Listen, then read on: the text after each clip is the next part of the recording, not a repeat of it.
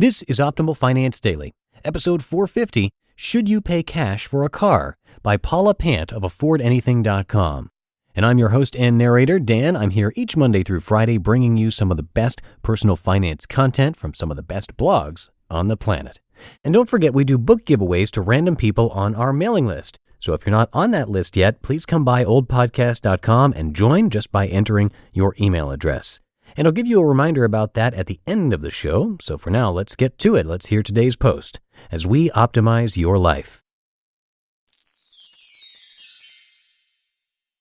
Should You Pay Cash for a Car? By Paula Pant of AffordAnything.com. Should you pay cash for a car? That question isn't just a hypothetical anymore. We need to buy a car, and that means we need to make a 5-figure decision. It's been almost 2 months since Will's car got stolen, and it's time to buy a replacement. His last car, as you may recall, was a 16-year-old Honda Accord with 275,000 miles on it.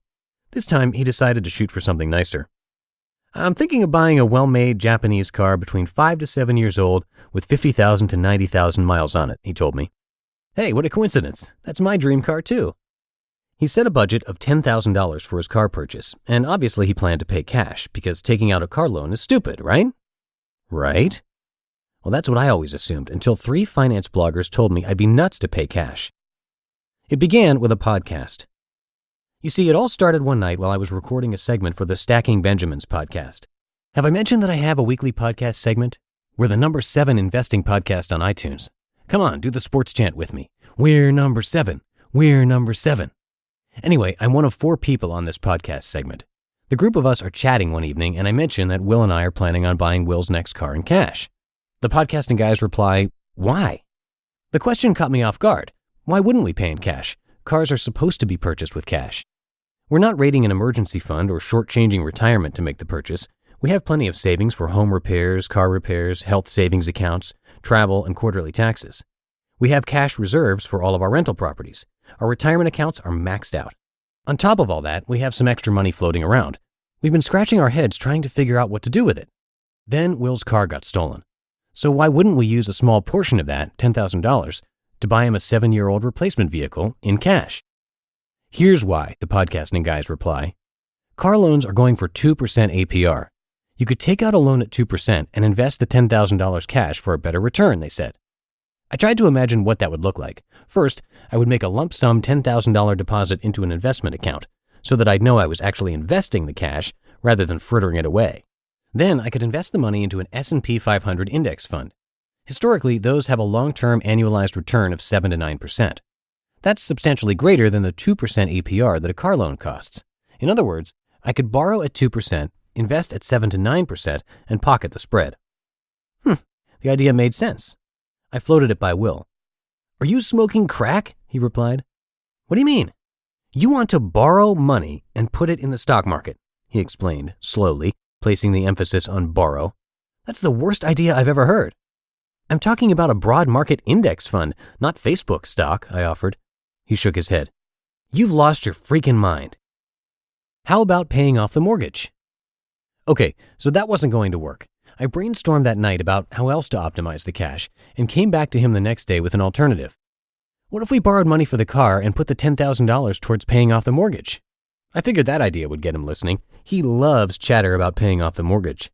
And our highest bank-issued mortgage rate, 5.25%, is substantially higher than the interest on a car loan. It's also early in its amortization schedule, when a large paydown would really move the needle, saving us a ton on interest payments. Because it's a rental property, a refinance isn't in the cards. We'd forego some tax savings, but the math still works out. Strangely, though, Will didn't seem interested. I don't believe in car loans, he said. I don't believe in consumer debt. I only believe in cash flow positive mortgages, and even those I want to pay down aggressively. He was touching on a contentious topic. I prefer to shovel money into retirement accounts and acquire more rental properties. He prefers to pay off our mortgages. It's the old pay off the mortgage or invest dilemma. I take a Robert Kiyosaki view of money. He favors the Dave Ramsey approach. Then don't think of it as a car loan, I replied. Think of it as refinancing $10,000 of your mortgage into a lower interest rate. He looked at me suspiciously. Anytime a financial explanation is that complex, something's wrong. I replied, look, all I'm saying is, who cares how the loan is secured? At the end of the day, your total liabilities are X dollars, and their cumulative interest rate is Y%. Who cares whether a car or a house secures those loans? Car loans are being offered at less than inflation, I added. Think about that, less than inflation. We have a clear exit strategy, I continued. It was my last pitch. If a worst-case scenario unfolds, we have the cash to pay back the loan instantly, so why not put that money to work rather than parking it? Will shook his head. I just want to go to my grave knowing that I've never had a car loan, he replied. At that point, I realized two things. One, financial nerds, that's us, have weird deathbed ambitions. Who aspires to look back on their life and say, I never had a car loan? Finance nerds, that's who. Second, this issue was clearly a non-starter. We were going to buy the car in cash. And in the end, that's precisely what we did. Will bought a 7-year-old Acura with 90,000 miles on it. I bought a car as well, a 5-year-old Honda Civic to replace my 15-year-old Camry. We paid cash for both and vowed to keep them for at least a decade. You just listened to the post titled, Should You Pay Cash for a Car? By Paula Pant of AffordAnything.com. And this post was written 4 years ago, but still very applicable as usual.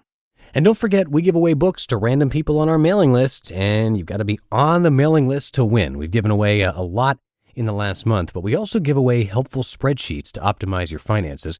One of them even comes with a free video tutorial. It's all free and available if you are on that weekly newsletter mailing list. To get on the list, come by oldpodcast.com and enter your email address. That's oldpodcast.com. And that's 450 episodes of Optimal Finance Daily in the books. Thank you all so much for your support, as always, and for listening each and every day. I'll be back at you with more posts next week. So have a great weekend, and I'll see you Monday, where your optimal life awaits. Hello, Life Optimizer. This is Justin Malik, creator and producer of this podcast, but also Optimal Living Daily, the show where I read to you from even more blogs covering finance, productivity, minimalism, personal development, and more from incredible bloggers like Derek Sivers, Zen Habits, Mark and Angel, The Minimalists, and all the ones you hear on this show too. So if you enjoyed today's episode and like taking amazing blogs on the go, come on over to Optimal Living Daily and subscribe to that one too. And together, we'll start optimizing your life. You've been listening to Optimal Finance Daily. Be sure to hit the subscribe button to stay up to date on each new episode and head to oldpodcast.com. That's OLDpodcast.com for a free gift as well as more actionable tips and resources to help you maximize your potential. Thanks for joining us, and remember, your optimal life awaits.